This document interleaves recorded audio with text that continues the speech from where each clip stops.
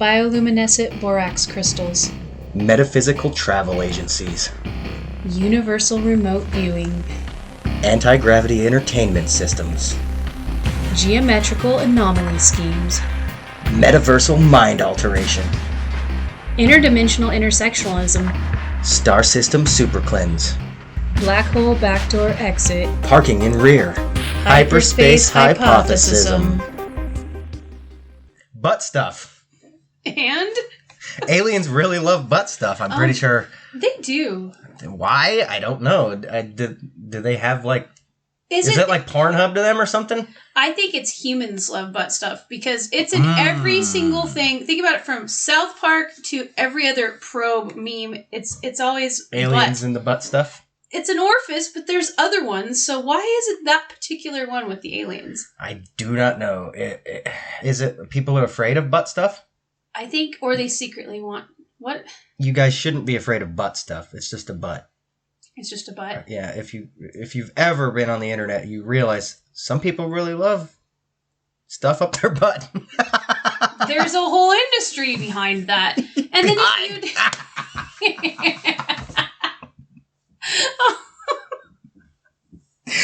Anyway. Sorry. Today's episode is about aliens.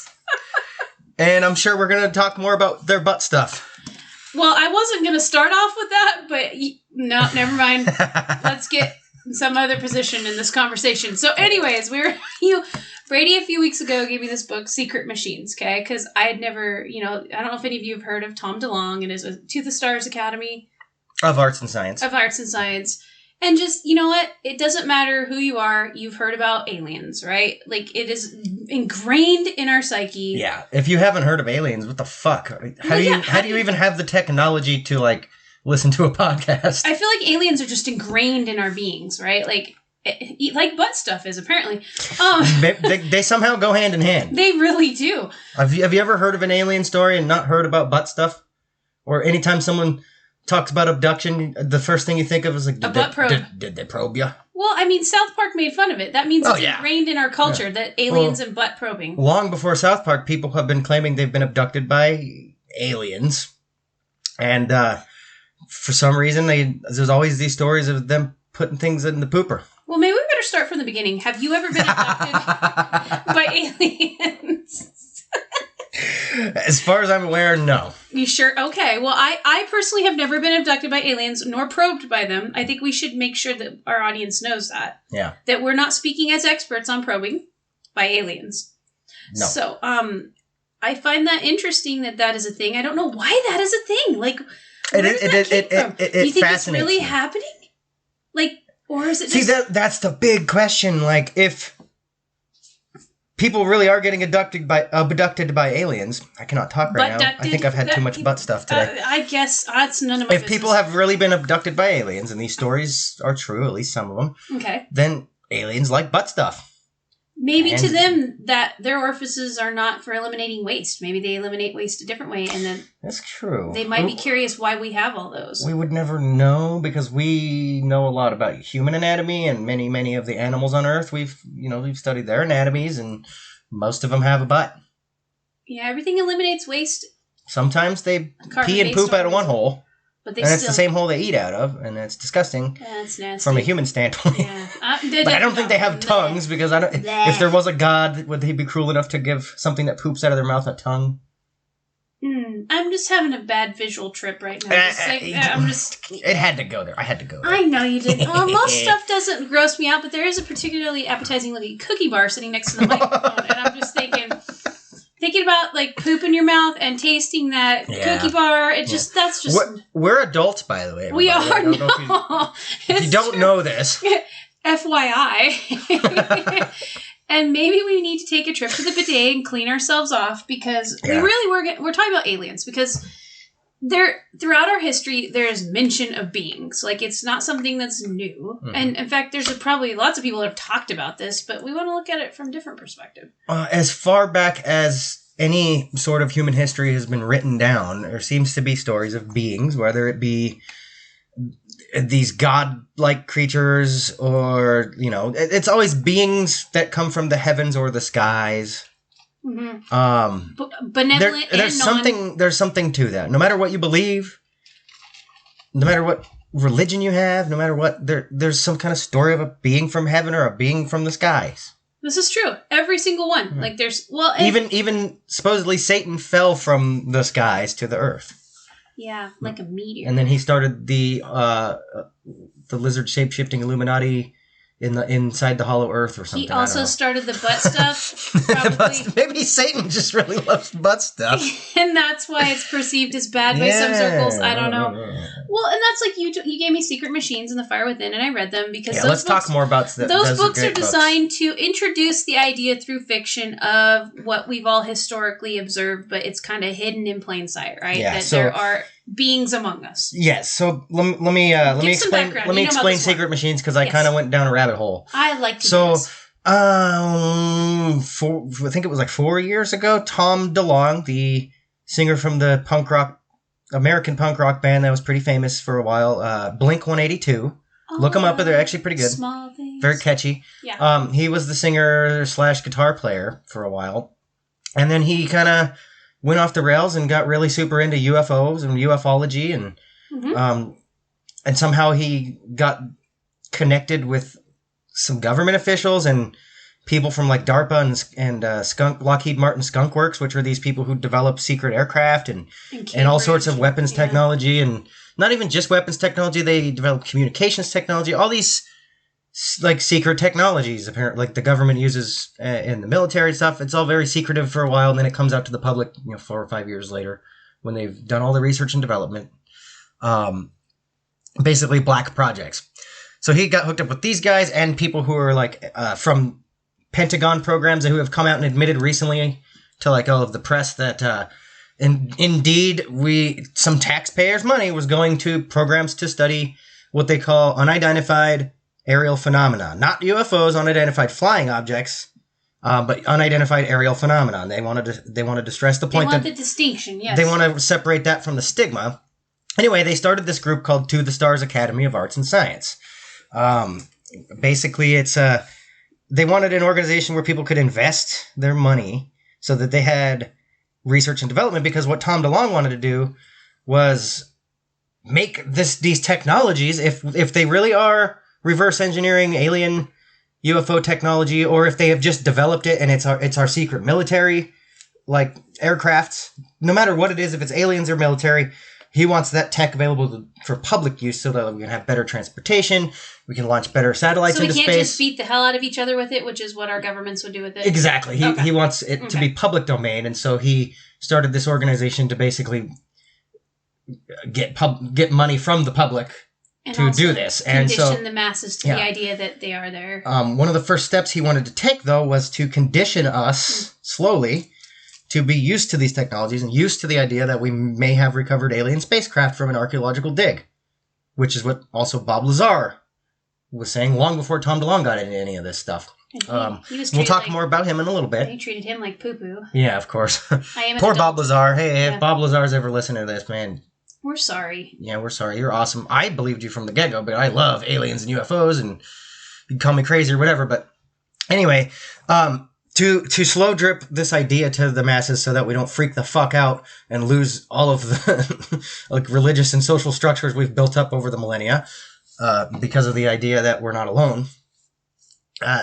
He started with these fiction books that's called Sekret Machines, Sekret, which is, it's a little bit different of a definition. I don't want to go into that right now because I don't know what I'm talking about. I can't remember what he said about that and why he called it that. It's in the foreword of the book. Also, you guys have Google. You can look it up. Go get the book. Inquiry. The books are actually really fascinating, good stories. They're fiction. Okay. But yes, as a librarian, they're written very well. Laced and weaved into the fiction is these ideas of secret government spacecraft being reverse engineered and being tested in Area 51, which we all kind of, I mean, come on.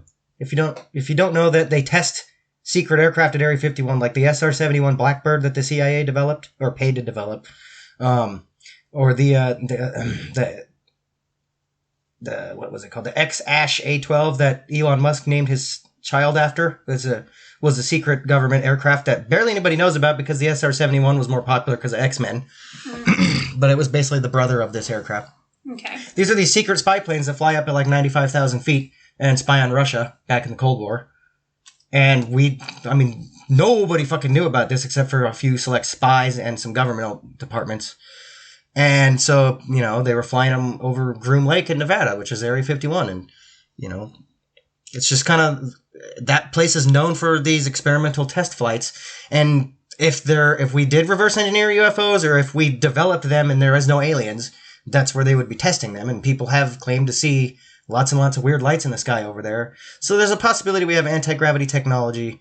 And it's just huge news if this was true and they were keeping it secret. So Tom DeLonge and his organization is trying to slow drip that idea through fiction and nonfiction works into your mind. So you're kind of conditioned to it. So you don't spaz. Yeah. Because humans spaz when change hits them in the face. And I still don't know if it's real or not, but the fact that he's got all of these ex-government... These are real... They're professionals. These are professional people. They're not fucking wackadoodles like Alex Jones or like George Norrie on Coast to Coast AM. Sorry, George Norrie, you're not a wackadoodle, but just if you listen to some of your callers and stuff, there's a stigma around all of this that kind of says wackadoodle because you got all these rednecks saying they got probed in the butt. Always the butt. Yeah, and I don't know exactly what's going on with all that, but right now there is what Tom DeLonge calls a disclosure program happening through To the Stars Academy. He claims he was put in charge by the actual U.S. government and Department of Defense he has permission from them to slowly disclose the existence of these technologies and possibly the existence of aliens. And so it's kind of big news, and it's something I really wanted to talk about. I'm very passionate about this subject because it's fascinating. Think about the fact that we may be being visited by extraterrestrial beings. Well, and in the books, we weren't just visited, we are directed. They kind of hint out that the entire ability of language was gifted to us by benevolent beings of light. Yeah, and I thought that was a cool little twist on the story. Again, this is fiction, so we don't know how much of this is true and which is what's fiction. There's no definitive lines between what is the ideas he's trying to slow drip and what's actually still fiction. But he was basically saying in the books that the cuneiform language of the Sumerians, which was one of the first, I think was the first actual written language understood by everybody at the time, that was gifted to us by extraterrestrials. Also with some freaky deaky metal. And yeah, it was carved on, I don't know if it was made, it gifted to us or was it just they found this artifact that had this language and there was some mystical things to it where we could just automatically understand it. I don't know. Well, I'm almost... And I have an anecdote before we continue that goes with... My husband was in the military, and a lot of the things that we are seeing now, he's quite older than me. He's been out of the military since 1994. Mm-hmm. They had, and were using in the late 80s, that we are seeing that are becoming, new tech to us now. Yeah. So just think about that. I feel like the government is already... The biometric face scanners that we have on our phones? They're old. That's from the 70s. And so I feel like maybe the tech that they have reverse engineered, if they do indeed has this, is so far advanced now and they're ready to, because eventually bring that out, that it's you're going to have to be conditioned. I hate the word conditioned because it implies you have no control. But do you know what I mean? That your brain has to get used to the idea that, wow, there's something so much bigger in order to be able to use that. But I think there really is a huge nugget of truth buried within the To the Stars Academy stuff. I do too. Because if you guys look back... Actually, it's been for the past 3 years now in the mainstream news, CNN, New York Times. I think New York Times broke the story originally. Are you talking about the Navy pilot? The Navy pilot, Commander Fravor. What the fuck was his name? James Fravor or something like that. Can you look that up real quick while I'm talking about it? That's why we have an iPad. Yeah. Thanks, Apple. But as Commander Fravor, Navy pilot, the videos were published on New York Times originally, I believe, or CNN, or both at the same time. But it's called the Tic Tac video, and there was one other one that it's not as popular, but it's still pretty. It wasn't as clear of a video, but it was video from these targeting systems on some of the most advanced aircraft we have right now, some fighter jets, reconnaissance jets, and these are extremely advanced targeting systems. They're the fucking cream of the crop. You can't deny the evidence that he was on the USS. This isn't just a blur on the fucking camera. 90% of the UFO videos you can watch on YouTube where it's is that real? Is that Photoshopped? Is that just a fucking moth or a speck of dust or headlights in the distance that kind of reflect off a lake or something? This is unquestionably by definition, unidentifiable flying object. Okay. Yeah, it was David Fravor. I'm not saying it's aliens, and Commander Fravor's not saying it's aliens. Actually, he came out. So this happened in 2004. Okay. Oh, it started in 2004. But he came out this year and said he doesn't want to be associated with aliens. And see, that's interesting. Right. That could be conspiracy because theories. It's not provable. And it can also feed the fact that he could be pressured. You don't even know, or he just wants to say, "Hey, this was weird. I don't know what it is, but I'm not going to say it's aliens." I mean, to be responsible, you need to just you cannot jump to the conclusion that it is aliens, but there are these unidentified aircraft that was essentially what he describes as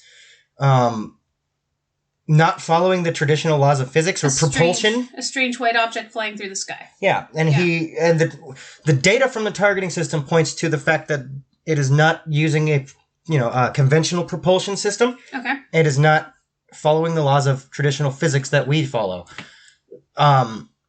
So there's a lot of questions surrounding this video. These are real videos, declassified straight from the Department of Defense, from the Pentagon. And it says they wanted to clear up speculation about what they were. That's why they released them. Okay. In order to clear up any misconceptions by the public. Right, that it's not alien. They're not hiding aliens. Well, and they wanted to also say that it is actual real footage. Yeah, it is real footage. It's not. It's unaltered. It's not allowed to be altered to be archived in the Pentagon. So, it was just released straight raw footage of the targeting system. This is. But it brought up a lot of questions because this wasn't the very first time that this has ever happened in the military. There's stories back from World War II of almost every year there's like an Air Force pilot coming out with a story about possibly being followed by these weird aircraft. And we all want to jump to the conclusion that it's aliens. But we have to look at the fact that there's also a very real possibility that another country has better technology than us, and they have these experimental aircraft that are flying around to spy on us. Just like we did in World War II, or in the Cold War. We developed the SR-71 Blackbird, the Ash X-12 or whatever. And there was another one that actually a pilot accidentally crashed in the Soviet Union, and they captured the pilot and got a hold of the aircraft, and it was because they thought the stealth technology was better than it was, and they scrambled MiGs and shot it down. Since post World War II, all governments have been in a race to be better. There's this race of secret technology. But in the Secret Machines books, you have a metaphysical craft. Yes. That it is ran in a way that, and then there's some reverse engineering as well. But at the same time, interspersed throughout both the narratives, you have basically sighting stories. Like, they are universal. They're like with our Bigfoot episode. Yeah. You can't discount what people's... Now, eyewitnesses can sometimes be what is the word I'm looking for? Like, you know what I mean? But at the same time... Not a credible source of information. But at the same time, you should not doubt what those people saw. They saw something. And so there's been so many UFO... They possibly saw something. Yeah. Okay, there is... I think I've brought this up before on the show. Yeah. But you have a group of people who may have really seen something, and they just can't explain it with words that we know. Yes. They can't even like make an allegory that we would understand about it. So you're just like, oh, this is unexplainable. It might be fucking aliens from outer space. And I think that all kind of came to be from the Roswell crash, because there were talks of aliens a little bit back before then, but it really became popular when that was the Roswell crash, which officials fucking will die on the hill that it was a weather balloon or some kind of experimental weather application, and we just didn't know what it was, but everybody thought it was aliens, but the government was no matter what, the government was being secret squirrel about it and causing disinformation. There's a guy who whistle blew about that, who basically they intentionally they ran a disinformation campaign to basically, so Russia didn't find out what the hell was going on, because I think they were doing like a spy balloon or something. Well, and I think I don't know. The International UFO Museum and Research Center, I think, perfectly encapsulates aliens and UFO everything, because I've been there. It's in Roswell. The whole town is built on this incident now. It's funny. It's a dairy town. It smells like cows, but then there's aliens everywhere, which I will get to cows in a second. I love that might be where that comes from. But that's a good point. The museum itself, you go in and they have the most wonderfully cataloged visual thing of the entire Roswell incident. But then they have all of this stuff. Like the newspaper clippings and all that? No, they have actual military photographs. Like, it's very interesting. Fun. And it's in a narrative, but at the same time, they have all this wacky pop culture stuff, too. So it's like, you have to go through, and then they have an entire research library anybody can go in that has everything pertaining to aliens and UFOs. The coveted archives of ufology. It's pretty interesting, but like you said, you have to weed through the sensationalization and weirdness stuff, and then also the actual narrative. It's very fascinating. Well, if you can go there, go there. It's really neat. I would love to. I can't wait to go there. I'm going to go there someday. It's super great. And the cow thing, which we'll talk about in a minute. Even if aliens aren't real, it's fun to fantasize about it because it's like we don't want to be alone, maybe, I think is part of the problem. We don't want to be alone in the universe because that causes overwhelming existential dread. Also, it's almost like it gives us more of a responsibility as a species. Look how many Marvel movies there are. We like make-believe as a species. Star Wars, and Marvel. People, and abilities beyond our own. And we love that stuff. Yeah, so I mean... We love the ideas of that. We love the ideas of gods and us being gods and then superpowers and heroes. And as long as it's not overtaking your ability to live, it's pretty fun just to hang out and think about it, right? But that's where Tom DeLonge comes in, is because he was a big part of the actual UFO community, especially being a celebrity. He became really very popular in that community. But I think he got tired of the stigma of wackadoodles within the community, because there are a lot of fucking wackadoodles. Because back to my point, there was two groups of people. There's people who might have saw something, and then there's the people who just make shit up to get attention. And who they're absolutely full of garbage. There's no fucking... They're like the people who attribute mystical powers to Bigfoot. There's a lot of those people who think he's a shapeshifter, interdimensional being from the hollow and stuff. earth. It's just weird. And it's like... People and I'm love not... that And stuff. if you want to live in that realm, good for you. But it's like, I think it delegitimizes people that are actually trying to prove things, like Tom DeLonge. I think he wanted to separate himself from that. But that's when he got involved with actual officials who actually studied these things. In the Pentagon, the Department of Defense, an authoritative official source of study to what was going on. They call it unidentified aerial phenomenon because it is a phenomenon because we don't know what it is. And they refer it could be the Russians, it could be the Chinese, it could be the Japanese, it could be fucking aliens from outer space. From I can't remember what Bob Lazar, the star system he said that came from. It's like some weird name. He's narrowed it down to a star system. From fucking Nipple on 9. Nipple on 9. I'm sure it's not Butt Stuff 7. That sounds like a bad porno. Sorry. Well, you're going to digress for a while. The thing about aliens is it's not just since the Roswell incident. We have been talking about it as a species from the beginning, whether it was to make sense of us, how we existed, how we came to be, to we needed bigger things than ourselves, to whatever. And I think that's what makes it hard for Mr. DeLonge. And the separation is it's so ingrained in us that, that's a kooky alien conspiracy. And there is so much bullshit out there, too. Well, and just like, I thought the museum was a perfect representation of that. It's like, you have to comb, and that's a great representation. Applying hypothesism to it, because I'm going to apply it to everything. It's like, you have all these impressions on aliens. I mean, you do, I do, and then you have to constantly reevaluate. Because I'm not even saying it's aliens. The phenomenon is a much better term. The phenomenon, yeah. Because there are things that happen to all of us we can't explain. That doesn't mean it's aliens, and it doesn't mean it's not. That was a very carefully crafted term. That's also interesting, that everything is carefully crafted. It's like they're trying really hard. Well, what the deal is like, there really is a serious thing going on where there's these unidentified flying objects.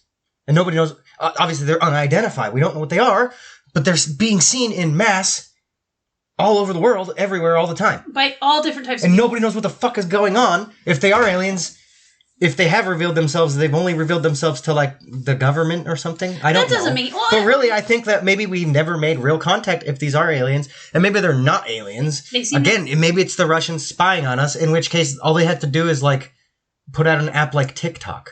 Yeah. And then it has full control over your face camera all the time. Anytime they want, they can just tap into your fucking smartphone camera. So why would they need a special flying machine anymore? Well, and that's maybe it was something they developed back in the 60s, and that just I really liked the before smartphones. Well, and that's like I really loved the books Sekret Machines and the Fire Within. Not because just I love about the unknown. They were very well written. The narrative was good, but good now stories, I'm dying to know what truth stuff was it based on and what is narrative. Yeah, because in book 2, they were talking about metaphysical powers, psychic powers. Again, they choose terms very carefully to make sure they separate from stigma. So, like, they were talking about what they call metaphysical phenomenon, I guess, which DNA. Is like the psychic kind of powers, like the CIA. Yeah, back to the CIA. They ran this program called MK Ultra, which is how they've developed all these psychological techniques, that's what they were studying in MK Ultra. 50s and 60s. It's declassified. You can go get the documents. Alex Jones has all the documents in the fucking InfoWars archive, I bet. The documents. But basically, it wasn't just MK Ultra. What was I talking about? Oh, the metaphysical stuff. The metaphysical aspect. If you've ever heard of the movie The Men Who Stare at Goats, it's also a novel. It was based on a novel, like every other fucking fantastic. movie. But that was based on real experiments within MK Ultra. If they could remote view Russian documents, like, come on, it's all about the documents. It's always everybody. about the documents, ladies and gentlemen. Well, and also I sat down and take a shit.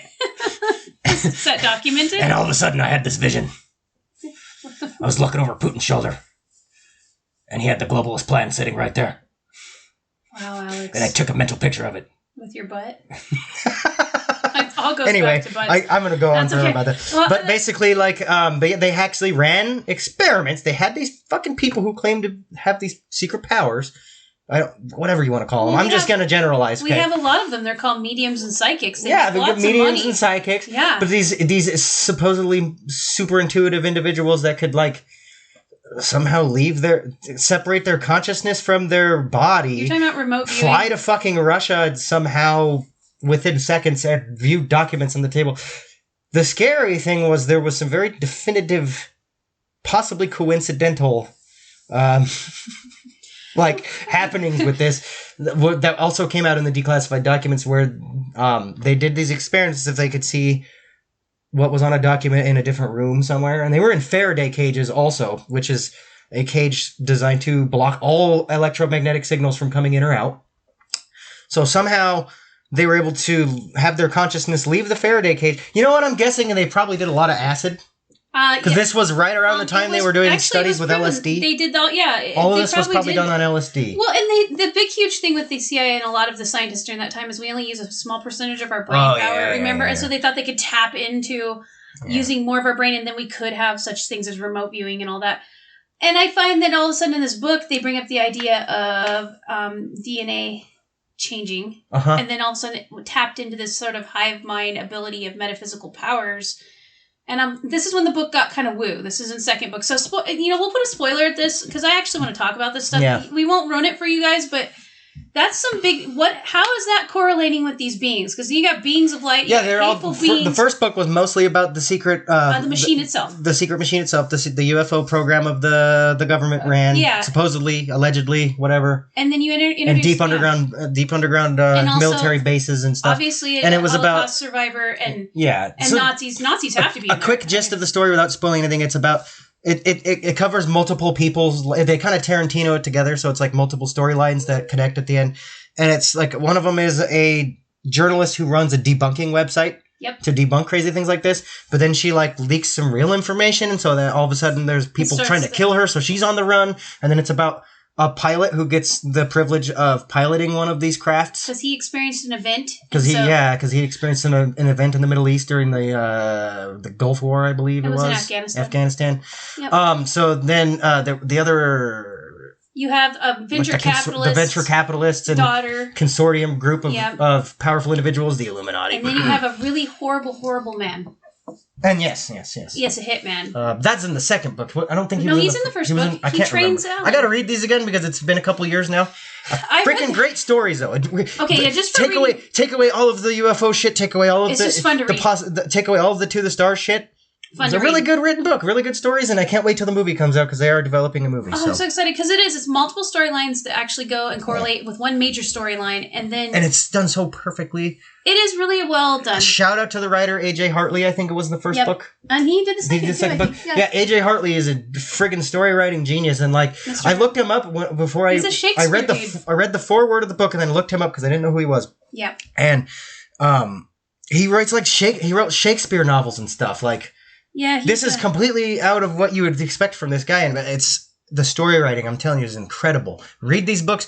Don't have any stigma with it. Just read the books as a fiction story. And he's a distinguished professor of Shakespeare at UNC Charlotte, and the thing is with him is he understands narrative because it's very good. But back to aliens. We have to talk about the fact that Tom DeLonge went on Joe Rogan's podcast and admitted, I'm working with the Department of Defense and ex-Skunk Works guys and DARPA guys and all these other... You can go on their website and they have a profile of everybody that's working for this. They're completely transparent about all this as far as, I don't know what they're not being transparent about, but what they are being transparent about is scary because he admitted on Joe Rogan's podcast being the head of this To the Stars Academy, that their goal is to disclose the existence of these technologies and possibly aliens and metaphysical properties that we have tapped into in the past. Now, we may think it's woo-woo about all these psychic powers and stuff, but maybe they're real and have just been kept secret from us during the MK Ultra program. A lot of other things like them spiking cities in America with LSD in the water supply to see what would happen.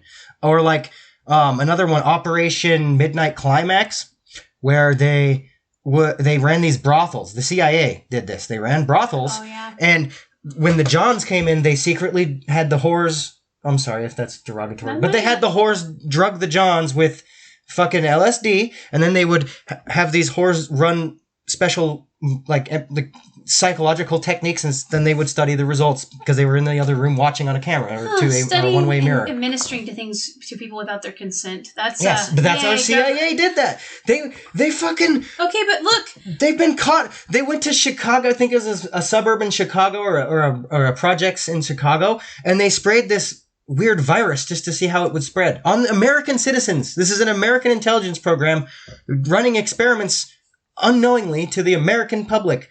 And then when it gets leaked, it's usually 25, 30 years later and nobody cares. They don't even, but we care about fucking Baby Yoda and his goddamn egg eating fucking bullshit. Baby Yoda, you genocidal. And not having pronouns in a Twitter bio, but we don't care that the CIA runs secret experiments on fucking people. Well, and here's something that's gonna kind of make you. And I hope I get shot for this. Here's your board of directors for the To the Stars Academy. The top co-founder. Yeah, let's read these out. The co-founder is Dr. Hal Puthoff. I don't know. Puthoff, is that how you say his name? PhD. I always said Puthoff. Puthoff. Well, anyways, 50 years as a research scientist for General Electric. And then he's a DoD research scientist and physicist for the Pentagon. The next guy was 25 seriously years. Accredited people. These aren't like just your average UFO guys. Jim Simivan is 25 years operations officer for the CIA, director of operations. And then you have he's the one that leaked the fact that they were doing the ATIP program, which is the advanced... Can you look up ATIP real quick? Yeah, well, I don't want to be full of shit. ATIP? I can't remember the acronym. For CIA? Yeah, just taking Pentagon ATIP. Oh, okay, hold on. ATIP. Advanced Aerospace Threat Identification? Yeah, Advanced Aerospace Threat Identification program for the Pentagon that they were really doing. And when he came out with that, they basically declassified the paper trail that this actually existed, and they denied its existence for years. Just like they denied Area 51 was a military base until 1990-something. And then they came out and said, oh, that does exist because you guys keep asking about it. We still don't know what the fuck's going on there. It's just a secret flight testing area. Some guy Naruto. I mean, it makes sense because, it makes sense to have a facility like that out in the middle of fucking nowhere. So if if they're testing a nuclear powered aircraft or something and it crashes, it doesn't fucking kill an entire city of innocent people. Well, the nearest town to Area 51 is miles and miles and miles and miles away. I stayed at White Sands Air Base down in New Mexico, and they test the missiles over the missile range, and there's kind of a good reason. Like you just said, you don't want a missile to fail and then blow up in Taos. It's better to blow up out in this huge gypsum desert. Yeah, so it makes sense, but at the same time, you also have to wonder. There's a reason that we all wonder what the fuck's going on there, because they are being super secret. Now, they're doing this because it's national security reasons. If any old spy in the whole world can just go ask any old American citizen, hey, what do you think the government's doing? And then we have the knowledge and tell them, then they're going to go over and fucking copy it or make something better and kill us all. I don't know. I mean, look how bad it is when our own government employees leak that stuff. I get why that's true. I get why governments are secretive to some extent, but then it also makes me sad because it makes me wonder what we don't know. If there are actual beings out there that are intelligent and whatnot, well, then again, you might not want to know people who get mad about a fictional character eating eggs. I don't know. So But but let's talk about this because there's very accredited individuals talking about the Pentagon spending lots and lots and lots of millions of dollars in secret on a program to study these flying objects, and we don't get to know what they found. We just get to know finally that program existed. Well, now, would that Pentagon keep running that program for years and years and years since the 60s or whenever it was started? Or did it evolve into something else? Well, would they keep running that if they just weren't finding anything? Mm-hmm. No, obviously something happened. Something's going on. It doesn't know what it is, but something's going on, and they have to fucking put all these resources into studying it for years up until they're still. I think they just defunct the program, and I think it is something else now. Another option too is the government comes up with places to put money so they can use it for other. That's things. true. It could just be money laundering. operation for, and that's okay to do that if you're the government, because you have to hide your paper trail on secret projects. I feel like look what they did with the Manhattan Project when they were developing nuclear bombs. They had to fucking hide the money that they spent everywhere. I think there's too much anecdotal evidence to say that something doesn't. They went to the length of they went through the length of laundering our tax money through drug cartels in order to throw off any spies that are looking into the paper trail. So they were looking over here, the government's running drug money through the cartel, when in actuality they were fucking developing nuclear bombs to drop on Japan. Yeah. So it's like you don't really know because of a lack of transparency. We partially understand the transparency, but then on the flip side, for both national security reasons and for people who do not handle change well, or they exist. Because I think that's the main reason is they know it. There's too much anecdotal evidence for something to not be there. I think it's what the something is. I will not speculate, but I do believe that there's something. When I apply logic and the three I's of hypothesis to the situation, it's way more likely to be possible, like a rival government developing secret technologies that we don't know about. And maybe we also have those technologies, but we're never going to come out and fucking say that. We can't. But that's not how intelligence works. The attitude behind it all, though, is that we don't have these technologies in America. They've come out and said that. Maybe they're lying, but they claim we don't have this anti-gravity technology or whatever it is that's the propulsion system on these craft that seems to be violating the typical laws of physics. But somebody else does, whether it be aliens or somebody else has this technology. That's the whole point of those leaked videos from Commander Fravor. I know what we're doing in physics departments in our colleges, making making elements disappear and come back in the quantum realm. So I can't possibly say that stuff is not going on. Did you see they're making a Hadron Collider that's like fucking so many times bigger than the one we already have? Did you see that? Well, it's huge, the one at CERN. I think they're really trying to make a stable version of that element 151. That would be bad. So that we can have these UFOs work. Because, okay, the story that Bob Lazar likes to push, he is a guy back in the 80s. Guys, this is all alleged, but I'm just saying what I kind of know about it. We're discussing. But Bob Lazar claims that he worked for, Los Alamos Research Labs, which they're another research lab responsible for like these secret projects, and that's where we do fun nuclear things. I think they developed most of our propulsion systems for most of the aircraft we use today. They develop a lot of our weaponry, the bombs and stuff like that. Los Alamos is some serious shit. They don't even do this. They're the ones that don't do the stuff in secret, but what they do in secret, I'm sure, is amazing. But he claimed to have worked there, and then he was recruited by some dark operations to work at Area 51. He's come out and said this, okay? He's claimed to have worked at Area 51, and he claims that they were actually reverse engineering what he thinks might be an alien craft from aliens from a different star system that had crashed here. They've supposedly recovered one of them on an archaeological dig, and some other stuff like that. But basically, they've been trying to reverse engineer it so we have this propulsion technology so that we can possibly, explore the fucking stars. Well, we're going to have to, yeah. Become a part of the Universal Republic of Jipanon 4 or some shit. I don't know. Jipanon 4. Remember, it's but I don't know who names these galaxies and stars. I'm trying to tap into their mindset. But anyway. Okay. He claims to work at Area 51, reverse engineered these craft. They discovered an element called element 151. It's supposedly responsible for negative mass, which is what makes the anti-gravity propulsion possible.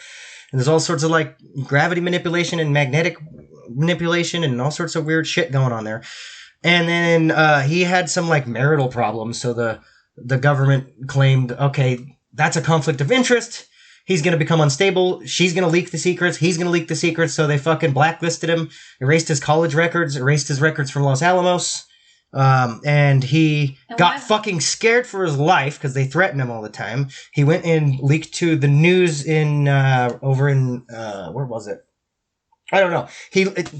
To George Knapp, a journalist of some news place back in the 80s. George Knapp blew the story wide open and said, hey, we got this guy claiming to fucking be from Area 51, and so Bob Lazar came out and just spilled all the beans, apparently. And this is all alleged. For all we know, he's a fucking misinformation agent. I don't know.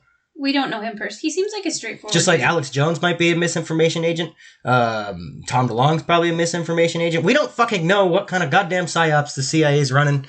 And I'm beyond that for a while, by the way, because it scares the shit out of me. I'm still scared of that. Yeah, you seem to really like the CIA. I think they want us to look over here. What's going on over there? Well, misdirection is a pretty old as human beings Look sort at of magic tactic. tricks. Yeah. We love misdirection. We love illusions. We do. It's but fun to watch. It's not fun when you're the subject of the it. fact of the matter is it works and they're good at it. The people who practice these things. So imagine if like an organization spent billions of black dollars on fucking the misinformation campaigns to sway us from thinking one way when they're doing something different. I don't know. I'm just saying that it could all be fucking complete garbage bullshit just to make us think one way when really they're just developing like chemicals to put in our water to control us. I don't fucking know. Also, that makes me wonder, like with all of this alien and ufology stuff, if everything that is part of the collective human knowledge of it is not misdirection, like for what it actually is. And because they sort of hinted that in the books a little bit, that it's not really what we think. But then at the end of the second book, it's sort of exactly like what we think. So it's like, I don't know what they're trying to... Because that was sort of the gist I got coming at this, not knowing about any of that until you told me about it. And then I reading all this, and it's like, they're trying to present it as it's a little different than it's been perceived, blah, blah, blah, blah, and presented. And then all of a sudden at the end of the second book, it's very woo and very, very much so like what you would think visualize an aliens to be. Yeah. And so I'm like, well, now what are they doing now? Are they trying to use what we think of as aliens to soften the narrative, and then we'll just have those little seeds of information in there for what really comes out? Like, possibly. I don't, I've educated kids for a lot of years, and so I do know when I introduce information, I love spiral learning.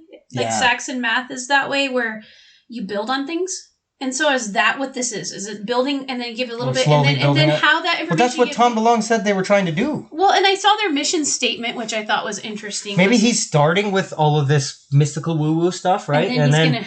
But then he's going to come out with the next book or the next movie or the next thing, and it slowly starts to get more serious. Well, and then slowly starts to be more of a reality in the technology that we have coming out as well. Because it says, collect and study anomalous data, develop technology related to the findings, and explain to humanity through story. That is their three areas. That's the To the Stars Academy official website. And that's by the way, it's tothestarsacademy.com. It is just... I recommend going there. Everybody should go there and read it because it's fascinating.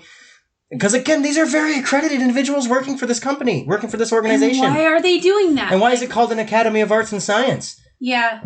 Well, and that's usually... Arts being the slow drip of the story to get us used to it. Science being the technology they're trying to develop to release to the public so we have better propulsion systems and better... And why is there business people in there? Because there's like... because it is a business. Well, no, but a private equity expert... Like, they've got like everything you need to do to shape people's minds. Yeah. Because when you have education... It could be a CIA psyop.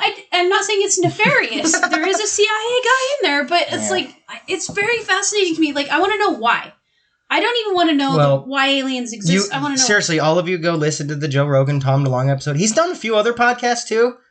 But I like Joe Rogan's episode because Joe's a little skeptical the whole time. So it kind of helps he challenges Tom a little bit and gets him to admit certain things he doesn't on the other podcasts. But you can tell the whole time he was like very filtered on what he could say and what he can't say. Because he also had, like, he was working with all these other individuals. He's probably signed so he doesn't have, agreements. Yeah, exactly. He doesn't have the power just to come out and spill all the beans. So now he's even hiding shit. Well, but he was even caught up in the whole Hillary Clinton email leak because she was emailing him the whole fucking time. But that was because from the Department of Defense email servers. It was Podesta. And Podesta, yeah. Yeah, that was, and it wasn't even anything to do with Hillary. It was just that he was working with him at that time. Yeah. Because these books, the first one came out in 2014. So also think about what's happened since 2014. Oh, that's a while back. I can't believe it's been that long. I know. Jesus Christ. It's something. And then... It's just fascinating. That's all. Something's going on. Let's just put it that way. Something fucking fascinating is happening right now. Okay, even the most skeptic of skeptics can concur with us that there is some reason they're doing this. Yeah. I mean, there's something happening, but I don't know exactly what it is. Nobody's giving me enough data to make up my mind. I think the government finally wants to sell these technologies to the private sector. It's a very lucrative operation. Or the time might have come. But they can't just come out and say, oh, by the way, we had UFOs, so that's why these planes fly on anti-gravity now.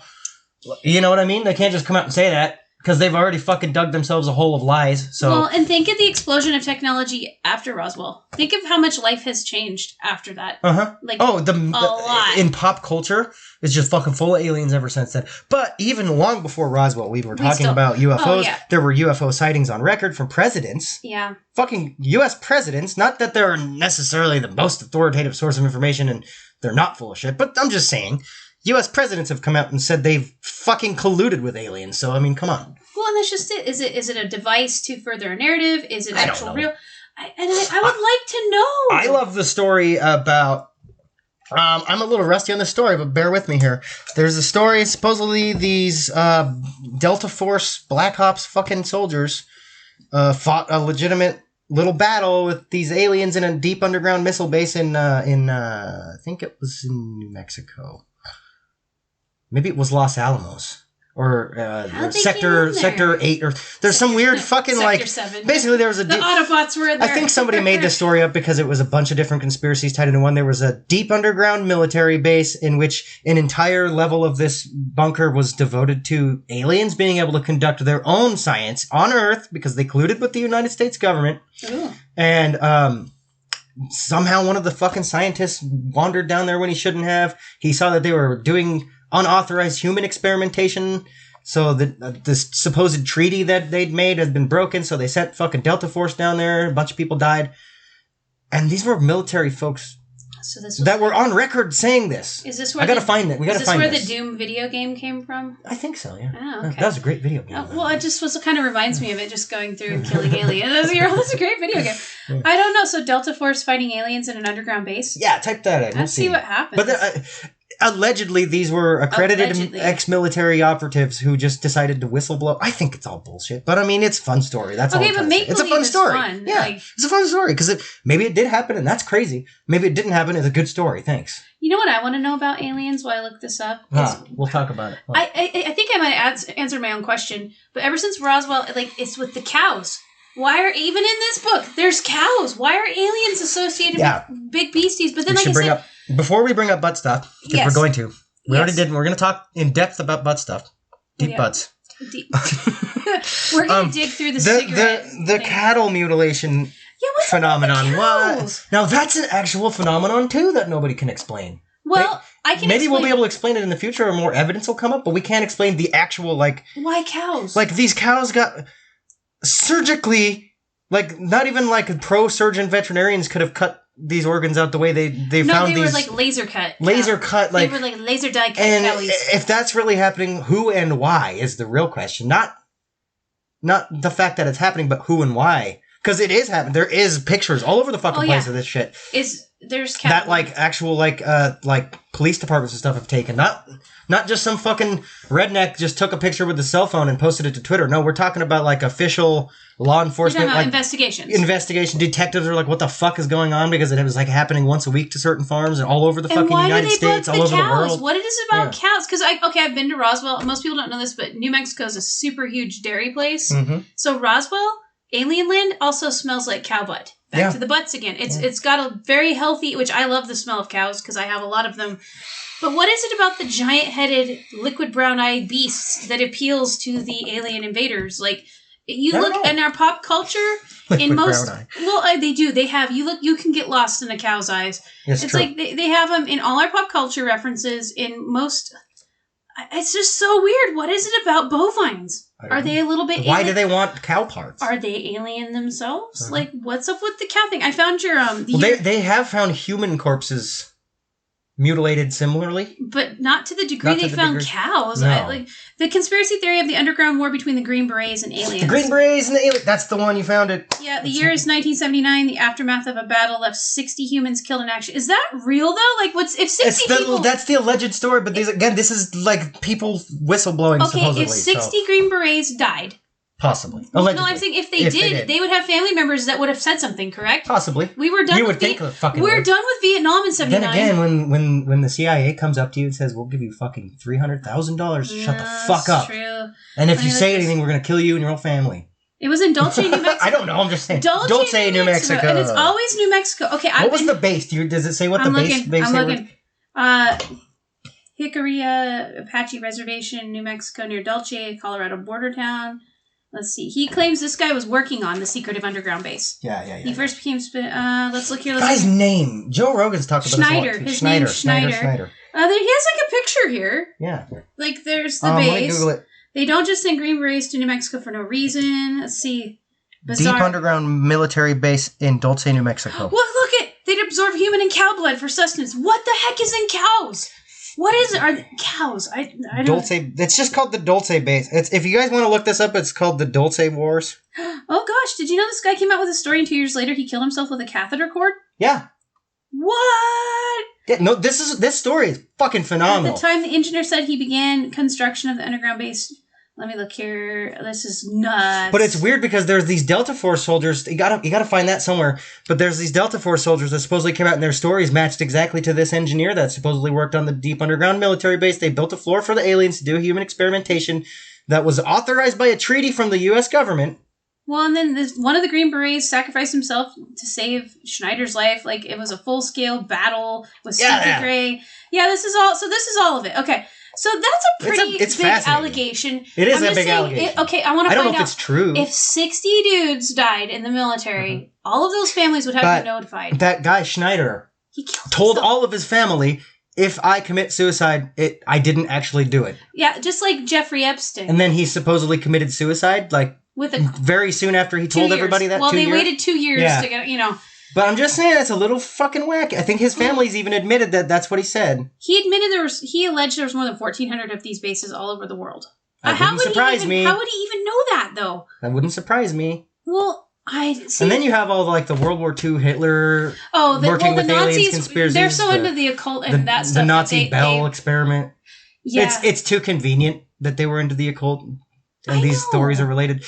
But that story, the Schneider story, really always fascinated me, the Dulce, New Mexico one, because it's like, what the fuck is going on? If that's real, it only takes one of these crazy stories to be real to go, what the fuck? Well, and that's one thing also, too, being around, my dad's a logger, and loggers and fishermen can spin a tale. So my thing I've learned growing up listening to countless mazillion hours of dudes and women just BS their little hearts out is a lot of times a story will come from an actual happening, and then it is woven into a narrative that is more exciting. Because humans, that's what we do to make a tale. Well, we used to have to do things by oral tradition. Tall tales. You had to make it memorable, and you had there's a whole field of study on this. Yeah, we talked about this before. When we were sitting around the campfire, it was a social credit system. Exactly. Yeah, if your story was fucking elaborate, even if it was a boring story, like you just went and got some firewood. And you tripped. But you tell a story that you were going to go get firewood, and a fucking Sasquatch came out and raped you. Yeah. You're going to get a lot more social credit in the tribe. Also, you'll remember not to get the firewood at dark. You'll get it earlier in the day. There's all sorts of mechanisms when it comes to how we talk to each other. And I feel like that with the alien thing, I feel like stuff has had to have happened. It's just you have to spun out like that. You almost got to be a detective to get in there. So what you're about to read, when you read so with Sekret Machines, the first fiction story came out. And then alongside that, shortly after, they released a quote-unquote fiction. It's a documentary book, basically, called Gods, Man, and War. Yeah, this is the actual... Very good stuff. It's a lot of it's ancient alien stuff and religion. It's weird.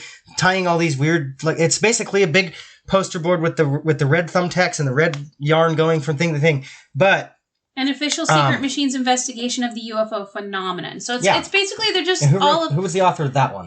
This was DeLonge and Peter Levenda. Peter Levenda, yes. Yeah. He's another one of the... He has a master's in religious studies and Asian studies. Yeah. So he speaks a variety of languages. So he's a professor. He's what is the word? Again, accredited individual. Academic. This is an academic. He's interviewed Nazis, Klanmen, occultists. So he actually, this is pretty cool. So this is more of a textbook. In the beginning of that book, it talks about you can look this up. It's called the Cargo Cult. I think it was an Amazon tribe or something, or an African tribe. Anyway, the Red Cross were making these missions in the war.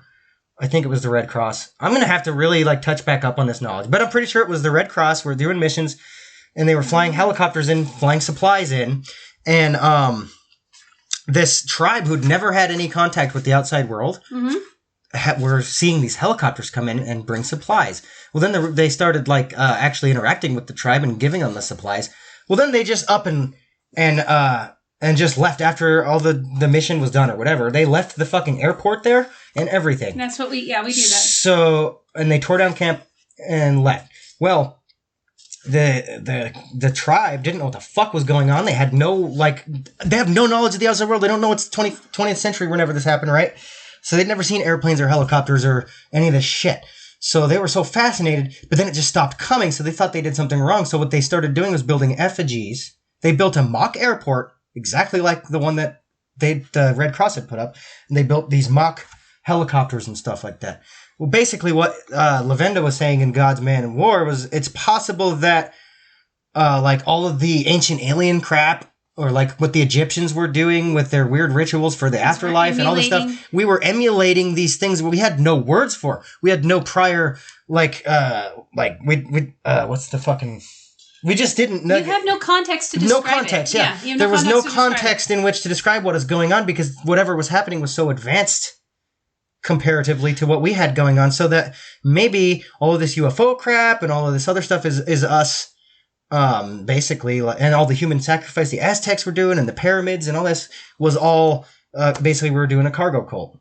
Or similar to what the we were trying to did. Explain what we saw that we didn't understand. Yeah. And also, please don't hurt us. Exactly. Because I Do you want to look that up on the iPad or crypto cargo cult? I could look that up. Real It quick. should come right up as the whatever's going on if you just type in cargo cult.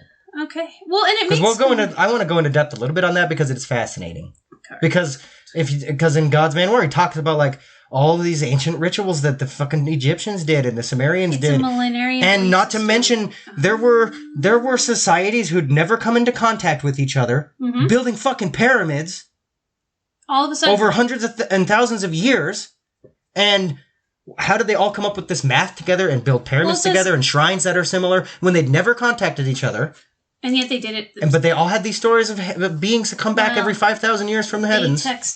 They could touch on that in the narrative. They kind of go into the narrative. A cargo cult is a millenarian belief system in which adherents practice rituals which they believe will cause a more technologically advanced society to deliver goods. These cults were first described in Melanesia in the wake of the contact with Western military forces during the Second World War. When was military forces then, I guess? Yeah. Well, because if you go all over... It's been Alaska, years since I've read there are this. abandoned military bases from World War II. It's very surreal. If you ever get a chance to go on a field trip to one of those guys, I recommend it because it makes you feel like you're in a dystopian movie. Yeah. But, that was a big thing. They're marked by a number of common characteristics, including a myth dream that is a synthesis of indigenous and foreign elements. Yeah, because you're going to combine what you know with what you saw to try to explain what... And then it gets passed down through generations, and the story gets twisted a little bit, too. Well, and that's what I was talking about, the twisting of narrative. Yeah. It's like, how much of the stuff do we have from thousands of years ago that are still in our psyche that we're using to explain things that we don't need to use anymore? Yeah, exactly. Which could be applying to this alien thing, or ufology, the phenomenon. I'm going to keep saying it that way. Yeah, it is a phenomenon. The phenomenon. Gotta admit that. So cargo no matter cults, what's going on, it's a phenomenon. Yeah, here's an article from Scientific American about cargo cults of Melanesia. That is really... But come on, guys, there are legitimately, I think, thousands of people who have come out and straight up, undeniably to them, have got abducted by aliens or have seen UFOs. And there's also tons and tons and tons and tons of pictures and videos in which some of it is fake and some of it is how did they fake that? Well, yeah, and first you've got to, through inquiry, first you got to deal with your own biases about how you feel about it, and then you have to separate all that stuff, and then you've got to constantly be having new insights. And then you get fucking declassified Department of Defense videos coming out of actual craft that are defining fucking physics. I would just... At least based on physics and technology we know of right now. Can we have a system where, if you were willing to sign an NDA and just, and they would never go for it, but I would like to just know this stuff. Plausible deniability is what it's built upon. Come on. Well, I feel like there's a lot of us that could handle it. What happened in Sekret Machines 2, he was flying these experimental craft. Here's where it gets weird in the whole slow drip information thing. In the pilot in the story, and this isn't spoiling too much, but... It's a good point where in the UFO, in case it crashed, they had a little box containing a mannequin, not a mannequin, but a humanikin. Or basically an alien body. It was a rubber alien. A rubber alien body, just in case. So that was for plausible deniability. So if it crashed and somebody came upon it, it was this is a UFO, and then they sound like a fucking wacko when they go tell all their friends, when really it was actually just a secret CIA fucking program. It was just a secret machine. Yeah. Whether it was from you, that's what's great. But that's the whole. That's the whole thing. The book strides the line of: is this government technology? Is this alien technology? Is it both? And also, that was something else fascinating. It's not too spoily, but they didn't know how to even build this stuff, yet they were still using it to fight battles. That's the part that kicks me in the teeth. It's like, we'll take something, and if we can make it work, if we can put the batteries in it, we will use it as a weapon. Mm-hmm. Even if we don't know how to fix it or repair it or build it or do it. And that's like, so that makes that story a little more plausible too. It's like, how much of the stuff are we using right now was reverse engineered from something we didn't even understand? Yeah, exactly. Like, is my cell phone one of those things? If you took a fucking iPhone and went back to like the medieval times, you're going to be blowing fucking people's minds. But think about the stories they would tell. That's what I'm saying. The mythos that they would bring up. So then you have to realize that maybe there's stuff in our human narrative, the narrative of humans, that doesn't make sense with any of the experiences that we've had. Yeah. Like, it's added data. So it likes to bring up in God's Man of War, it likes to bring up the edited book of Ezekiel from the Bible that got taken out for the mainstream Bible. But you can actually go and read it online. Okay. Book of Ezekiel. And it talks about these flying chariots that come down from the heavens and these beings that are alien to us. They're supposedly angels, and some of them are. And then it talks about the Nephilim, which is mentioned in the mainstream Bible, but it's the whole story of the Nephilim is in Ezekiel, which is angels bred with man and created these hybrids called Nephilim, and they were giants and.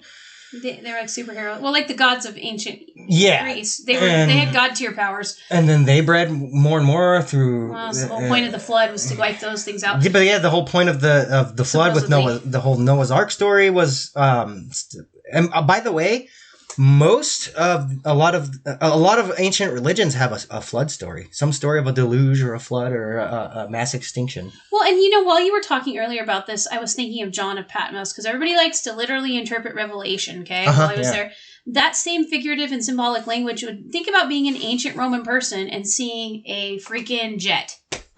Or, a flying rocket suit, which we can visualize because humans have it, but not then. And so you are going to have to use the language you have and the abilities you have to project that in a way that is understandable. Yeah. And then, of course, modern humans will love to apply all sorts of reading into it, eisegesis, And that's what I think Tom Delonge's trying to do is exegesis. He's trying to lead out what's already there. I think he knows way more than we do. I'm sure the circle that he's in, he's got to know so much shit that would blow our fucking minds. Wouldn't it just drive you crazy to not be able to tell people? It drives me crazy to not know what he knows now. Because we know he knows something. That is true. And all these people he's working with, they know a lot. Like Skunkworks, come on. Oh, they're the ones coming up with all the fucking tech. They know things. DARPA and Skunkworks go hand in hand, and they come out with all the robotics that we use. The delivery drones for Amazon that they're going to use, that's coming from Skunkworks and DARPA, some of the tech. All those stupid little $5 drones you could buy at the gas station. Drone technology was from the 60s, and it was developed by DARPA. Or whatever DARPA was before then. Yeah, I don't think they were DARPA yet. But, straight up, there's all these secret weaponized technologies that they develop. Then it comes out in the public sector as a $5 toy at the fucking gas station that we all take for granted. But it's like... And it's in the public psyche as butt probing. Somebody brought up... This is amazing. This is... we might not get into butt stuff this time, but it was a fun joke in the beginning. Leave it here. We'll stop in a minute. Yeah, because... I'm not... Are you running into time? I'm not running into time. But... I have all the time in the world it's right just now. That I do want to go on a little longer, but we can, cut and it then off we'll soon. separate. But I wanted to talk about how somebody brought up a good point one time. I'm trying to remember who it was. Maybe it was just a conversation I was having. But it was thought-provoking. Where the Roswell crash happened. Very shortly after that, all of a sudden, we developed the microchip. Yeah. And bam, we had the computer revolution. Right after that, everything happened, literally accelerated at a fucking logarithmic scale. And then all of a sudden, hello, that's somehow IBM all of a sudden came out with this fucking microprocessor that just exploded everything in society. And flight, look how much flight changed. Oh yeah, flight systems were changed forever after that, and it was all.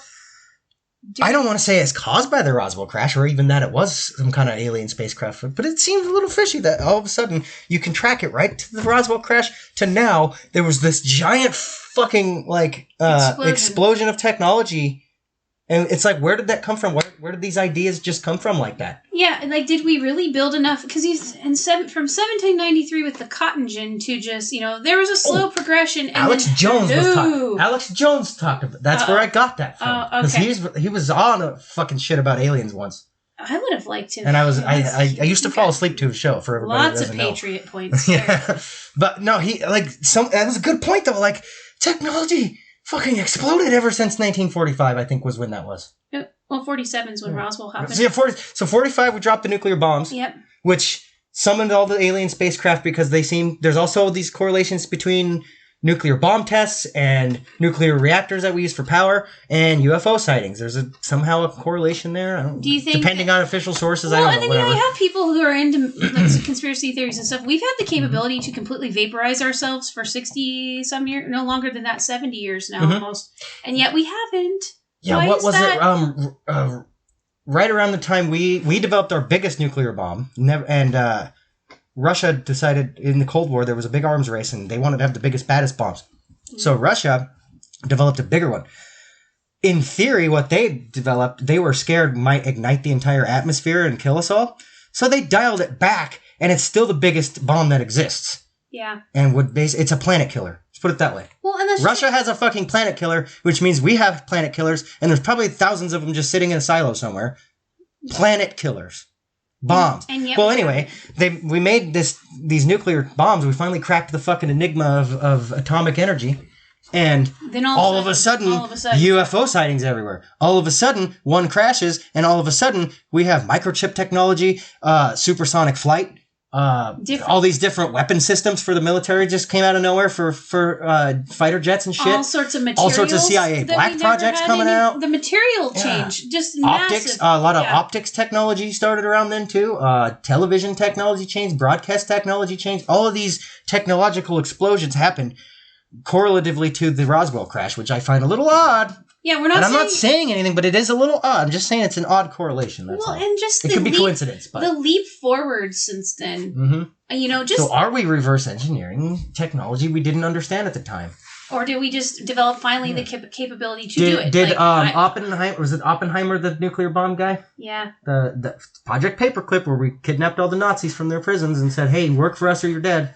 And they're like, well, I'd rather just work for you. Yeah, tough choice. Well, I read a book about that recently, actually, about how we went. But they had far superior telemetry and rocketry and all this other shit. The Nazis, who were into the occult and doing all these experiments with UFOs and trying to find the Holy Grail and all these mystical religious objects. Killing people when they steal things. Yes, they're nice people. And they were experimenting with time travel and all this other stuff. And they were the fucking top dogs in science, like Germany at the time.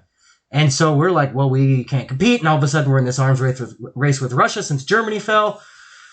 So what do? We took all the knowledgeable scientists and they created NASA shortly after this. Okay. Yep. Where did all these people get all this information? Also, especially when the Nazis were supposedly into the occult. I don't think things only just fell in America. Yeah. That's another thing. All that MK Ultra stuff started with the Nazis. Was somewhere. Well, and think about it too. It's just landed in New Mexico. I think there's been so many sightings. I feel like Russia is so secretive. If something landed there, we would just never know about God knows how many's crashed in there. Or China. Or, it's just it's a little hinky, right? Yeah. Like, I don't know. And there's, again, a lot of very credible people who pilot military aircraft. Like, these are trustworthy people, supposedly. People. They claim to have, when they're up there flying around doing shit, they see fucking these unexplainable aircraft all the time, and then we catch one on a targeting system, and it comes out on the news, and everybody knows about it now. But why are we talking more about it? We're all talking about COVID and shit, but we're not talking about We do. We talk about the Rona and Baby Yoda eating the eggs. It's really important to talk about these technologies. This is a big thing. And that's why DeLonge invented his To the Stars Academy. Yeah. Shout out to Tom DeLonge, by the way. Yeah, because also you're trying to balance that line between facing ridicule and keeping something very legit, and that's got to be hard. I feel like it's got to be hard. Oh yeah. It's got to be worth it. He must know what he knows must be totally worth it. Oh yeah. Another book Tom DeLonge wrote or was a part of writing is it's called Poet Anderson. It's a young adult novel, but it's really good. It's about lucid dreaming and how it starts to like spill out into the real world.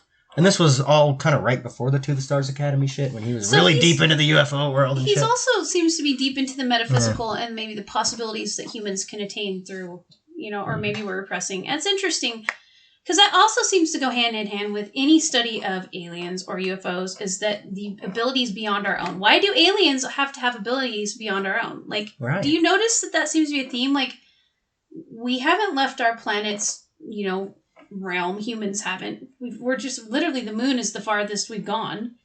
How have these people been able to do that? Yeah. And exactly. Like, I don't.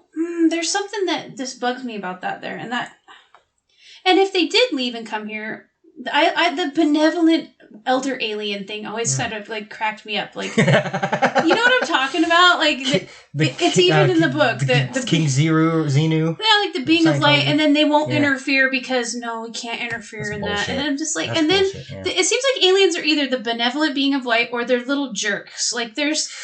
Well, I think we personify them. I think that we make them god tier mythologize enemies. them. Yeah, because we don't understand them. Is we don't everybody understand gods the and extent enemies? of their power. If Ancient Aliens guy is correct, that George Tsoukalos or whatever the fuck his that name guy's is. hair is fantastic. Tsoukalos? Oh, fucking love that guy.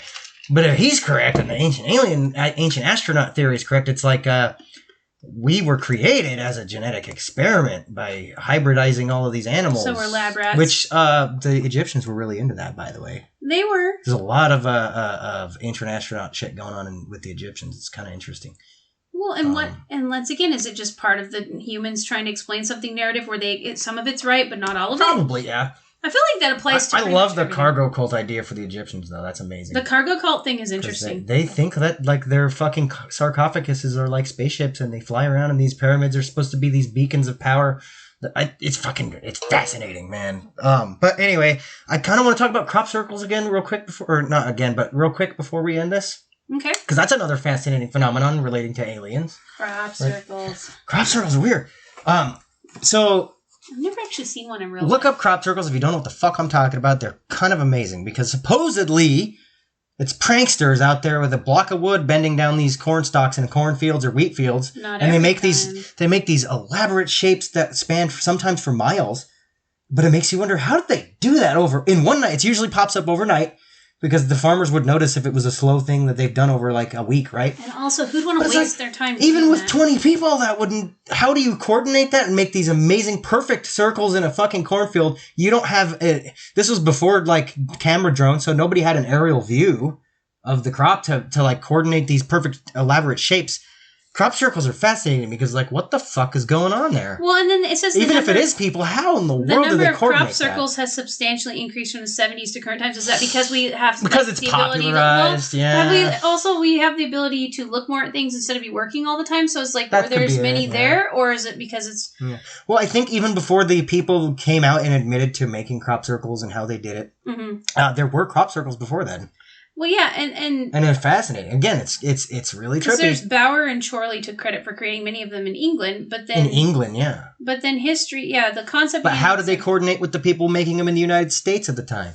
Well, and just because. And how do they make these elaborate shapes and not get caught in the middle of the goddamn night where people have fucking guard dogs and shit? Well, and also just because some stuff is faux doesn't mean that it's all one of those it is. Again with so much bullshit mixed in with truth that it's hard to separate the truth from the bullshit. So. And sometimes I feel like you talk about the CIA. What if like MI6 says, okay, we don't want people to know which ones are real. You two dorks go out there and make all these, and then you can get busted. That's what was the end of Sekret Machines 2, I believe they were talking about that. How the CIA kind of makes people believe it's wackadoodle shit, but really it's like, oh, we don't even know what's going on, so fuck. Yeah, so we're gonna... But we gotta keep plausible deniability, I'm not fucking joking about the CIA, guys. If we're gonna be afraid of anything, those motherfuckers are the scariest organization on the planet. Because of how secretive they do and the types of things that they do. And what they can get away with. Very scary. What they have come out and admitted to getting away with. Think about the stuff they haven't talked about. That's what I'm saying. That's terrifying. I'm terrified of the things they have admitted to doing. Think about what they haven't even told us they're doing yet. Like these psyops and election meddling and shit. My husband. The COVID could have been a CIA My thing. husband has 2 cousins who work for the CIA, which kind of makes me nervous. Yeah. Am I sort of by family responsible for some of this? Maybe. Now I'm feeling guilty. CIA and he said the thing about CIA people is they're not the people you think they are. They're the least likely, and they always make it look like James Bond-like guys. No, it's some 5'7" dude. Oh, I would love it to be like that. Yeah, but it's not. It's not. No, and I mean the story. There's a bit of credence that. MI6 is what is James Bond is based about, which is their CIA. Yeah. But they kind of did some of that stuff, but it was sensationalized to be a romance novel by Ian Fleming, and then it turned into one of the most successful movie franchises of all time. Because it's fun. But there really is motherfucking secret agents out there spying on people. Yeah. Even corporations do it to each other. They send little spies in to infiltrate and get information, and they're like, "Oh, I can make a better computer than that." Oh, that's how they do it. Well, it's like, it's not even about having the best product. It's about getting the most market share. And so with the CIA, MI6, all those, they're wanting the most knowledge, which is the most market share. They're all about accumulating data. Oh, and it's terrifying because, like you said, but they run experiments. That's the stuff that thing. They did on people that we found about that they did in the 50s and 60s do terrify me. And I think about, but this is 60 years later. What are they doing now? 60 and I haven't even brought up their crazy drug running shit. Well, I think we could talk about that one on a whole episode because they did a lot of. In fact, I'll research for that one. But because dude, we should all be afraid of the CIA, and we should be afraid of the secrets. And like again, we're just got the fucking tip of the iceberg on this unidentified fucking phenomenon. I want to know. We're getting. This is the beginning of it. Like, what's gonna have been disclosed in 30 years? Well, it's like I want Tom DeLonge and his consortium of smart people to be able to just let us know at least some of it, because I would like to know what is real and what isn't, so that I can think about it and separate my impressions that I've made in my life. Because I try to keep an open mind about it, but I want to shed that so that I can actually learn what is there. Because I feel like there's some really neat stuff there. Whether you believe in the phenomenon, phenomenon is there. Whether you believe it's aliens or, technology or whatever. I want to know what's real in it. Me too. I would like to know what I'm using in my life right now that by has the very been concept. reverse engineered from these things. And was it something we've always had with us? Is there a benevolent overlord? I'd like to know that stuff. I just want these propulsion systems to become available, because the idea of traveling that quickly to places and defying gravity with ease and being able to the travel, the space exploration aspect of it. I've always been fascinated by space exploration. I want to drive my car with thank you. I'm amazed that we have a probe out there that's bajillions of miles away from the Earth, out past the solar system. It's finally left the technical boundary of the solar system. Sadly, it's going to die soon. But no solar energy. It's going to be gone. They're sending more out that are nuclear powered though soon. From what I've heard. Those should go for a long way. I love that they had the Mars rover fix itself by hitting itself with a hammer. That was my favorite thing. That's pretty cool. I read that the other day. I'm like, I fucking love what NASA's doing. I fucking love what SpaceX is doing. We are making leaps and bounds in space exploration technology and the knowledge that we're gaining from the probes we have out there. So quit worrying about stupid stuff. Like, we have all of these great things, and people are fighting over. There's great things going on. People are so distracted right now by like the Rona and the election and all this stuff. And it's like, let's talk about that. I want to talk about that movie. You got distracted. God damn it, the Matthew McConaughey movie, Interstellar. Sorry, why'd that slip my mind? I don't know. Real quick, because I love that movie. That movie is so intense. Movie. I've never felt that way from any other movie in my life. It fucks your mind so hard. But it's like about Earth is dying, and they have to send these astronauts up to somehow they built a wormhole to another galaxy, and they think that there's Earth-like planets that we can inhabit, because we can't just save the Earth. That movie made me feel like I was in a car crash the entire time. I hate the time dilation shit. Fuck with me hard. I know. I was like, I can't. But it explores all these really cool. And then all the damn corn. The corn made it worse. Sorry. No, that's okay. I was like, but basically, they go to this other galaxy. Fuck you, spoiler alert. They go to this other galaxy came out 6 through a years wormhole. ago. Now, all the craziness aside with the wormhole shit, they get on these planets.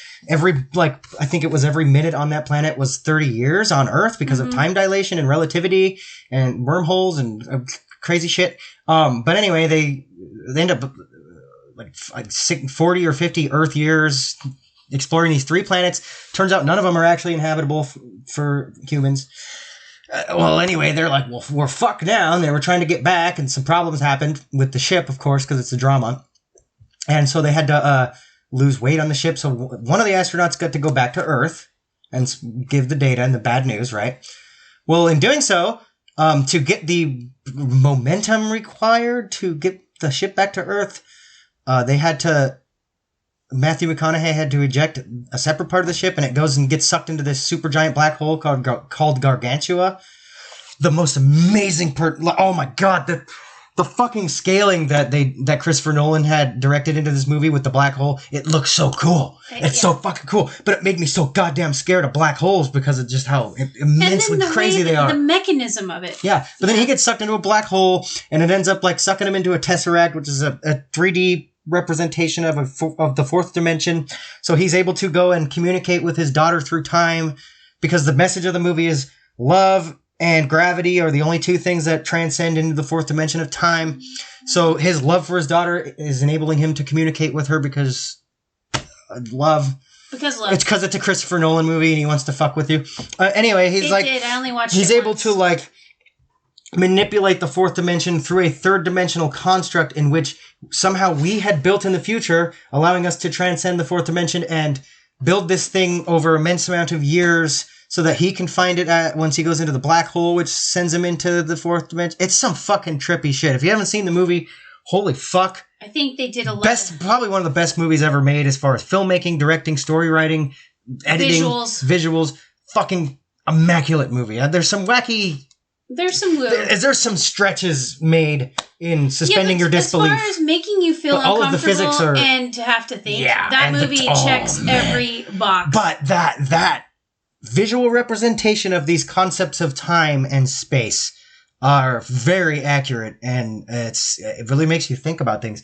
But it turns out kind of the message on that is, at first, their AI computer called SARS, or TARS or something. TARS. Yeah. He thinks that it's an alien being or alien species that made the Tesseract, but really Matthew McConaughey comes to the conclusion that it was us from the future because we transcended time.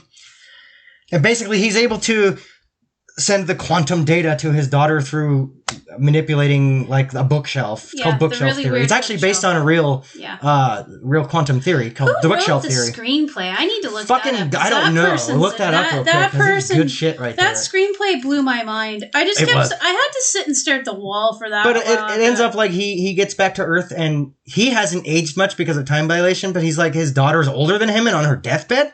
And it's fucking tripping. Oh God, it's so powerful! I'm gonna go watch that later. Actually, yeah, I think I might. Fucking love that movie. I only watched it once because it messed with my mind so much. The other space movie I love is Gravity with Sandra Bullock and George Clooney. Yeah, very underrated movie. Terrifying. It's about they're on this space station and it's in the future a little bit, and a defunct space station crashes into our International Space Station, and they get fucking. Sandra Bullock gets trapped in the ever expanding velocity of going, she gets thrown from the space station and it's just going forever. Because if an object is in motion in space without any friction to stop it, it will go forever. If we fired a bullet into space, it would go forever and ever and ever until it hits something or it goes into like some kind of a dense gas cloud to stop it until there's forces exerted to cancel it out. What? And so Gravity is about like she gets jettisoned from the fucking International Space Station while it's getting blown up. And like has to somehow save herself. She ends up like somehow intercepting the velocity of a different space station. So she gets in like a Russian capsule that was there and has to fly back to Earth. It's really fucking intense. Really thrilling movie. I love it. I like thrilling. The Nolan brothers wrote that movie. They did? Yeah. For the screenplay and all that? It says, which had its origin in a script Jonathan developed in 2007, and then he produced it with his wife. So the brothers wrote that. What did those two is in their DNA? Are they aliens? Because that was beyond. I know the Wachowski sisters are the guys who wrote The Matrix that are girls now. Are they girls now? Yeah. I didn't know that. They got sex changes. Now they're girls. How? What? I don't know. How did I miss that? They came out like recently and said that the movie was an allegory for trans rights. I guess. Look it up. The Matrix was? Yeah. No. Come on, I'm telling you. I read this a few weeks ago. I was like, no way, but that's cool. I have nothing against trans people or their rights or anything. That's cool. No, I don't either. I love the fucking movies are phenomenal. Like we'll do an episode on simulation theory soon because it ties into all of this stuff. I didn't know that this was a thing. Oh, Lana and Lily now. Lana and Lily. What were they before? They were Larry and Andy. Names? Andy and Larry Wachowski. Yeah, but now they're Lana and Lily. Seriously though, good fucking movies, guys. This Matrix. Yeah. So many cool ideas from that. I love the simulation theory. Film recognizes trans. Interesting. Well, they came out and admitted that. There's maybe they're retconning that. I don't know. It doesn't matter. It's cool. Well, they made it so they can do whatever they want. That's cool for them. They were good movies. Yeah. I enjoyed. Those are cult classics, and they will be forever. Oh, I watched one in the. Even Elon Musk believes we're in the Matrix. Like, come on. Well, quantum is one of the main things of quantum is that we are in a simulation.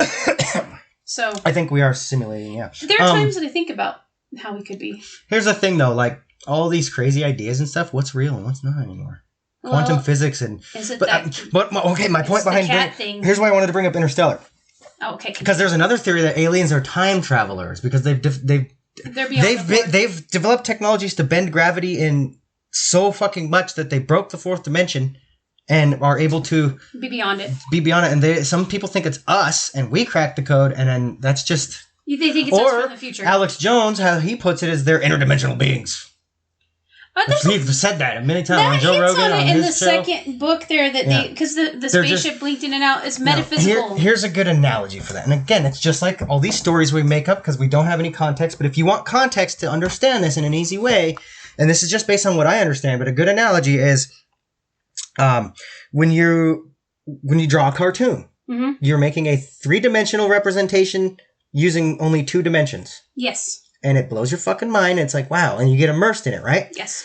What if there are beings in like the 5th dimension, or who can travel through the 5th dimension? Let's say they're 5th dimensional beings, okay? Okay. Let's say that they're able to manipulate the 3rd dimension, much like we draw a picture on a piece of paper. Yeah, they're not. They're able to, like, we're basically just a big D&D game, and they're able to, like, watch us and look at it, and time doesn't matter to them because they can travel through the 4th dimension, just like we can move up and down and forward and backwards. Well, yeah. They can move through time in that way, and through the other possibilities through time, because it's holographic, and each quantum point represents probabilities of what could happen. They can travel through those different possibilities. And what if they can just manipulate all that? Well, think about it. We're limited. That's what God is. We have to live by the rules of the 3rd dimension because we're limited to it, because that's the system we live in. If you are beyond it, then obviously it's going to look like just blow our minds, but it's actually quite simple. That makes sense. Well, yeah. So they're watching us like we watch a fucking movie on TV. Yeah. Well, yeah. That's all. So, but and not even watching us, they're able to manipulate it. They're able to change the probability points. Are we ever going to be able to understand it if we're limited by this dimension, though? Because these are, if this is real, these are like sentient beings that are they're in a dimension we can't even literally comprehend. We can write mathematical equations about it. We can't like empathize with the idea. Like we can't put ourselves in that dimension. We can't imagine what it would be like. Our rules. So that's why it was so amazing.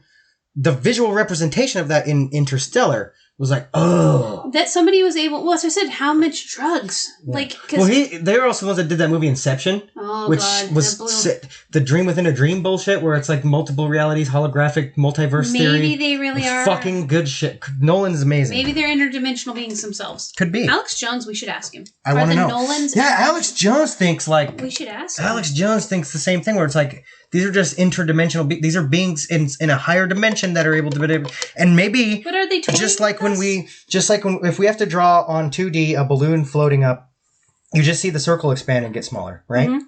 It's really hard to say this on a microphone and not show you, but like maybe ghosts and these UFOs and stuff. Maybe these are just like glimmers, reflections of that happening, and we're only seeing lines, but we don't see the higher dimension of it. Well, like when you get a glimpse of something, how time moves through the probabilities. When you get a glimpse of something that's just on the outside of your view. Mm-hmm. Maybe that's what ideas are. I don't know. Maybe we're translating quantum probabilities through ideas through our human body. Maybe that's what consciousness is. Well, something doesn't exist until we observe it. Correct. Mm-hmm. Now I got a lot bouncing around in my brain, though. We're in a We're in the Matrix, guys. It's fucking undeniable. We've cracked the source code. That's what the quirks and what are the other ones?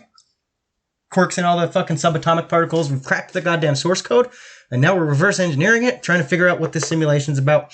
And I think that's why meta. We were talking about this the other day. And I'm kind of joking, but I'm kind of not. But like meta. Everything's meta. Everything. The last episode we talked about these buzzwords the news uses. It's meta. Right? One of those words it's just in the social paradigm right now is meta all over the fucking place. Meta this, metaverse. Meta. Spider-Man's in a fucking metaverse now all of a sudden. Meta. Like, come on. It's so meta. So what if that is becoming more of a popular thing because we've realized that we're in a simulation. We broke through the 4th wall, and we're starting to touch the outside of the 5th wall. So even talking about existential things is meta. Mm-hmm. I think our podcast is pretty meta. I think it is, too. But that's because... Yeah. Oh, we partook in Theta the other day. Yes, we did Theta. Speaking of meta... Instead of 2 times. We were watching... My wife does Twitch streaming. Oh, yeah. Chris Cat Gamer. KrysCatGamer on Twitch and on YouTube.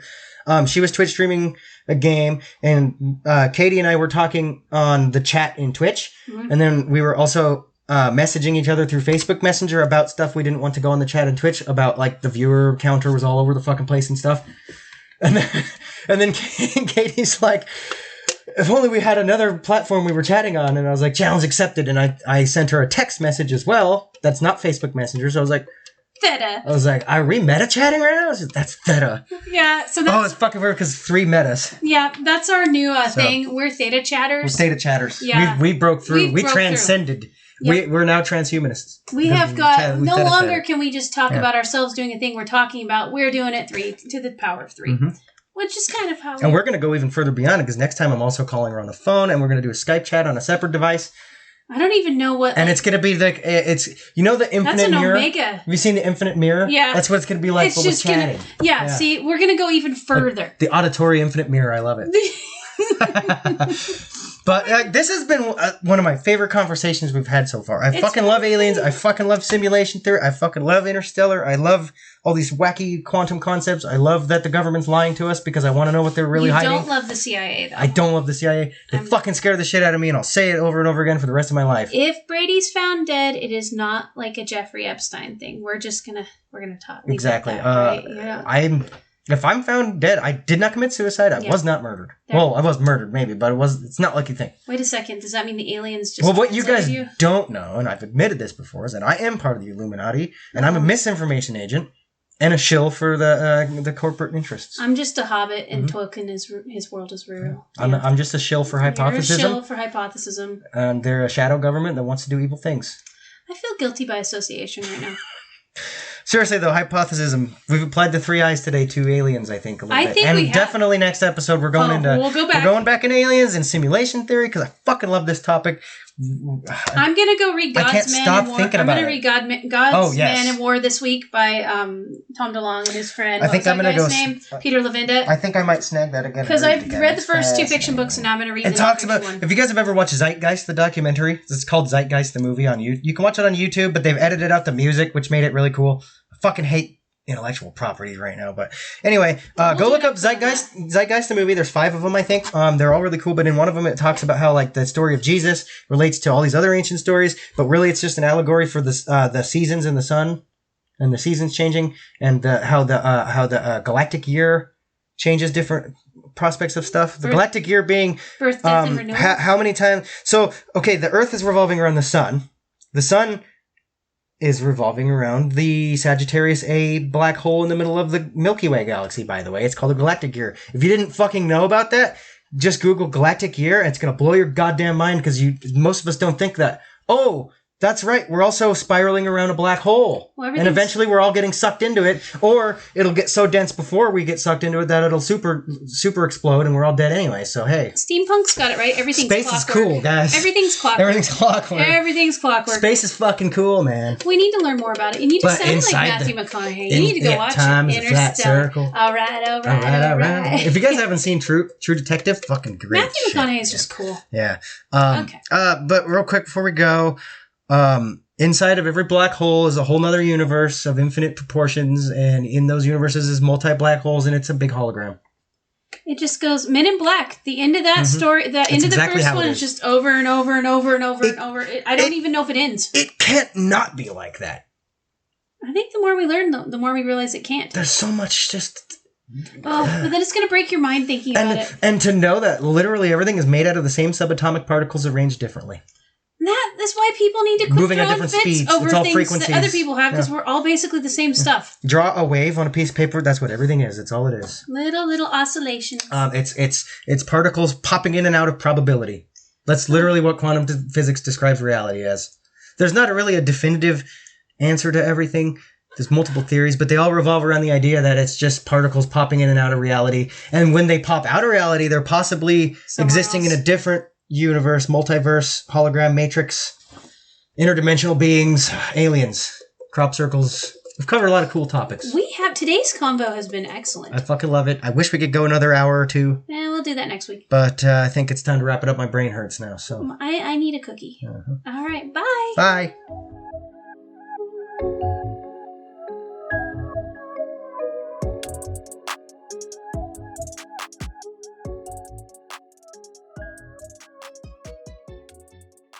Butt stuff.